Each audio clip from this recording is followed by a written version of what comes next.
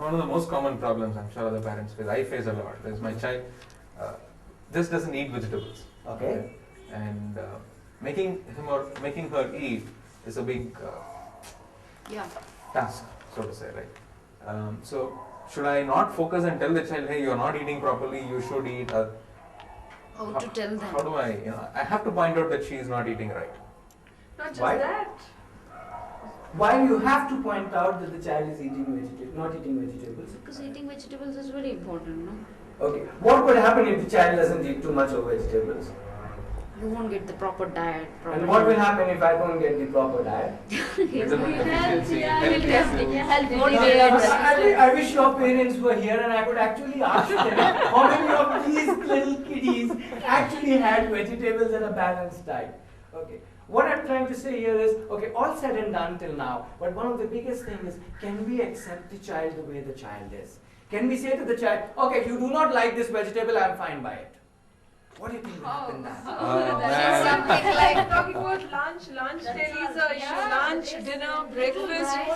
What do you think will happen if you were to tell a child, you don't like vegetables, that's okay, I'm fine by it?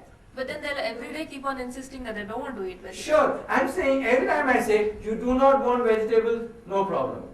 Then What do you think will happen? He wants only Lay's and full day. No, we're not saying Pepsi and chips, we're saying vegetables. He does not like a vegetable or a set of vegetables, or not at all vegetables. Yeah, not at all. He's only liking, let's say, rice. Okay. Or let's say he doesn't like milk, he only eats, but he doesn't like milk at all. Okay. What if we say to the child, that's okay, if you don't like milk, that's okay, whenever you want, you can have it, I'm okay with it. What do you think will happen? Maybe someday he likes the No, milk. most of the days they may not. They say, okay, fine, mama, I don't want Yeah, milk. they're I happy. don't want drink. Sure. That's exactly what I'm saying. That's right. Okay. Can we first accept the child the way the child is, and then let the child come back to us? The most common example I can give you: a kid walks into Genie Kids and says, "Hey, uncle, I don't want to do anything today." You know what do we say? We say to them, "Okay." And what happens after 10 minutes? The same child is going and doing it. Now, if you were to say, no, you have come to Genie Kids, you have to do this activity, your parents have paid for this session, come on, start working. Chances are he will revolt, or he will misbehave, or he will do all of those things. Chances are if you push your milk to the child will quietly go and put it in the sink and say, I've had. It happens, so that's right. Oh, it's one of the most frequent things, milk going into the sink.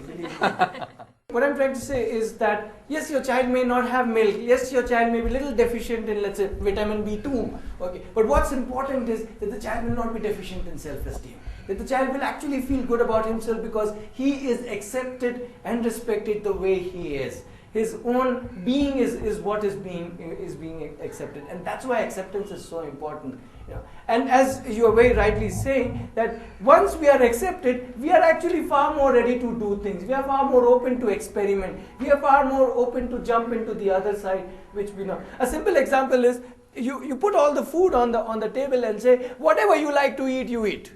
Okay, maybe the first day the child will not go towards the vegetables, or let's say the spinach, the favorite example. Okay, the second day you again do the same thing, put everything on the table and say, whatever you feel like eating, eat. And you should actually be okay with that, not keep thinking and say, he's not eating vegetables. But say to yourself, yeah, it's okay, he's not eating vegetables, you don't feel like eating vegetables, that's fine by me. Okay. Do that 1 day, 2 day, 3 day. What do you think will happen after that? Now that the child has the whole thing open, now that the child realizes that me or my value does not depend on whether I eat vegetable or I do not eat vegetable, the child is far more open to exploring eating vegetables, and he will end up eating few. Not that all of us ate all the vegetables when we were kids, not that all of us eat all the vegetables even now. Okay. But the idea is that somehow in this whole expectation of making the child some perfect human being, we forget that first of all, nobody can be or would be perfect, and more importantly is, we forget to accept the child for what he is already, or what the potential is already there inside the child. So the acceptance becomes important on a day-to-day simple things basis. Acceptance helps us in finding that pot of gold, because then you are not so bothered with all the rubble, the muck and the mud, all the imperfections that a child will anyway have. All of us have it. So when we encounter those imperfections, we're not too bothered by it. We still keep looking for that pot of gold. That's because somewhere we have accepted the child the way the child is.